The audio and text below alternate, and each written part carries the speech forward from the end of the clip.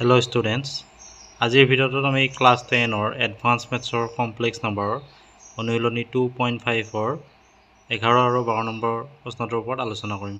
11 নম্বৰটো আছে আমাৰ সৰল কৰা root over 5 plus 12i plus root over 5 minus 12i divided by root over 5 plus 12i minus root over 5 minus 12i। এতিয়া আমি প্ৰথমতে root over 5 plus 12i টো আমি কেনেকৈ কৰে চাম।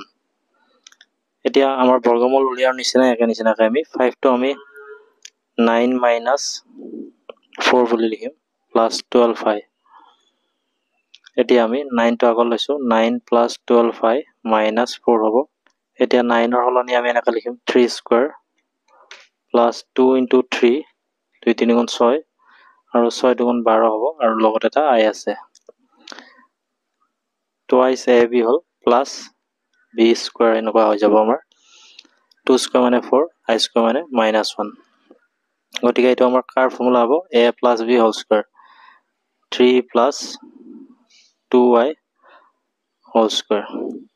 এতিয়া তোমাৰ root over আৰু square নোহোৱা হৈ যাব আৰু ইয়াত থাকিব তোমাৰ 3 plus 12 আৰু ইয়াত থাকিব তোমাৰ 3 plus 2y। এতিয়া একে নিচিনাকৈ আমি 5 minus 12i টো উলিয়াব পাৰো 5 minus 12i।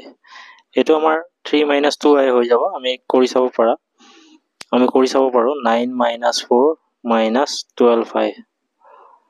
ইয়াতে তোমাৰ 9 টো লিখা 9 minus 12i 4 টো ইফালে লৈ গলো -4 আৰু 9 মানে আমি 3 স্কয়াৰ লিখিম -2 into 3 2 3 গুণ 6 6 2 গুণ আমাৰ 12 হ'ব twice ab plus b square তাৰমানে a square minus twice ab plus b square হ'ব আমাৰ 2 square মানে 4 i square মানে -1।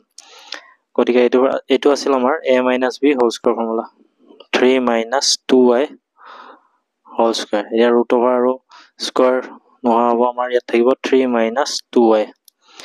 Now এতিয়া আমি উলিয়াব লাগে root over 5 plus 12i plus root over 5 minus 12i divided by root over 5 plus 12i minus root over 5 minus 12i।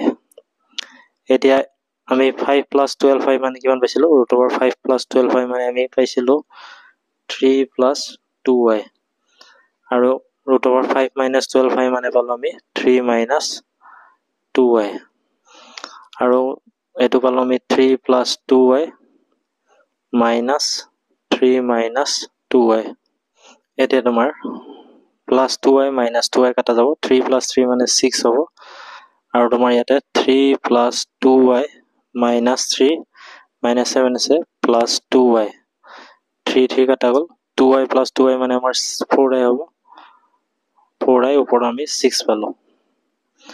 এতিয়া তুমি তলত এটা i ৰে পূৰণ কৰা ওপৰতো এটা i দিয়া তাৰমানে ইয়াতে হ'ব তোমাৰ 6i ইয়াত হ'ব 4i square মানে আকৌ -1 গতিকে তলত -4 হ'ব ওপৰত 6। এটা 2 ৰে কাটা যায় 2 3 গুণ 6 2 2 গুণ 4। ইয়াতে এটা i আছে তোমাৰ গতিকে -3/2i এটো আমাৰ ইয়াৰ आंसर পালো। এতিয়া 12 নম্বৰটো আছে তোমাৰ দেখুৱা যে root over -2 plus 2i root 3 plus root over -2 minus 2i root 3 equal to 2।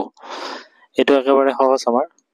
এতিয়া লেফট হ্যান্ড সাইডটো আমি লিখি লম root over -2 plus 2i root 3 plus root over -2 minus 2i root 3।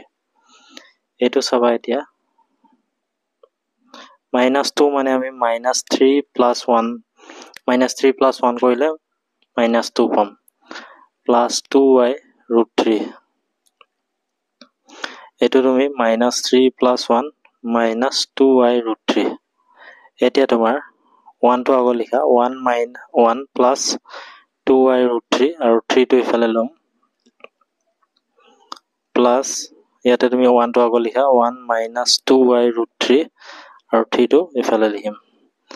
এতিয়া এইটো চাবা তুমি এতিয়া 1 টোৰ হলনি আমি 1 স্কয়াৰ লিখিম 2 into 1 লিখিলো 2 into 1 মানে 2 হ'ব আৰু i root 3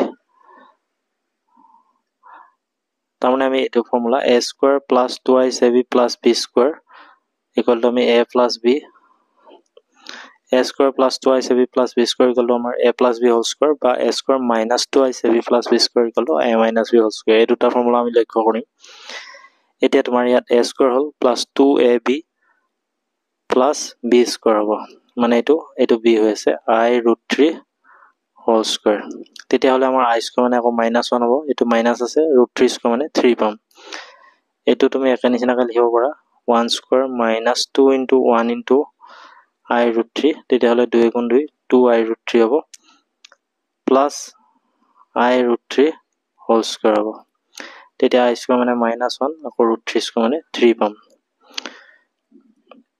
এতিয়া তোমাৰ এইটো আছিলে a plus b whole square formula মানে 1 প্লাছ i√3 হোল স্কোয়াৰ হ'ব আৰু এইটো হ'ব তোমাৰ 1 মাইনাছ i√3 হোল স্কোয়াৰ এতিয়া ৰুট অভাৰ আৰু স্কোয়াৰ চিনটো নোহোৱা হৈ ইয়াত থাকিব 1 প্লাছ i√3 আৰু ইয়াতে তোমাৰ 1 মাইনাছ i√3 এতিয়া প্লাছ i√3 মাইনাছ i√3 কটা গ'ল এতিয়া তোমাৰ 1 প্লাছ 1 থাকিল তাৰমানে 2 হ'ল এতিয়া তোমাৰ 1 প্লাছ 1 মানে 2 হ'ল এতিয়া আমাৰ ৰাইট হেণ্ড সাইডটো 2 বুলি দেখুৱাব লাগে গতিকে ৰাইট হেণ্ড সাইডটো আমাৰ হৈ গ'ল এতিয়া আমাৰ অনুশীলনী 2.5 ৰ গোটেই অংককেইটা আমাৰ হৈ গ'ল অৰ্থাৎ আমাৰ কমপ্লেক্স নাম্বাৰৰ সম্পূৰ্ণ চেপ্টাৰটো আমাৰ সমাধান হৈ গ'ল আমি নেক্সট ক্লাছত বেলেগ এটা চেপ্টাৰৰ ওপৰত আলোচনা কৰিম ভিডিঅ'টোৰ পৰা যদি উপকৃত হৈছা তেনেহ'লে চেনেলটো ছাবস্ক্ৰাইব কৰিবা আৰু বন্ধু বান্ধৱীসকলৰ মাজত শ্বেয়াৰ কৰি দিবা